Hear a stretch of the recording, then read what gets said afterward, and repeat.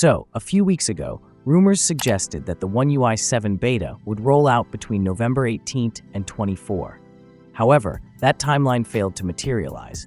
A follow-up rumor proposed a revised schedule, predicting that the Galaxy S24 series would receive the beta in the first week of December. As this date draws closer, skepticism about its feasibility continues to grow. More recent reports from sources, including Tarun Vats, indicate that the One UI 7 beta rollout may now commence in mid-December. Vats, recognized for his detailed tracking of Samsung firmware developments, was the first to reveal earlier this month that beta builds had appeared on Samsung's test servers.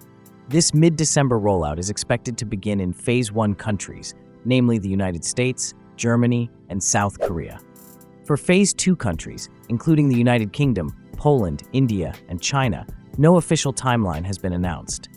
The gap between Phase 1 and Phase 2 could extend for several weeks, possibly pushing the rollout into early 2024.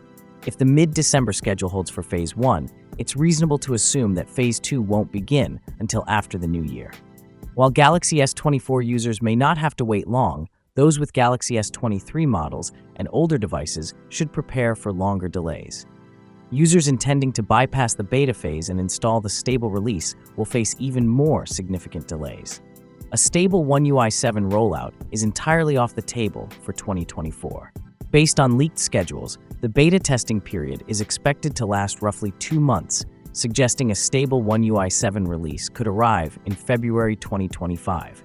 This timeline coincides with the anticipated launch of the Galaxy S25 series, which is likely to ship with One UI 7 and Android 15 pre-installed.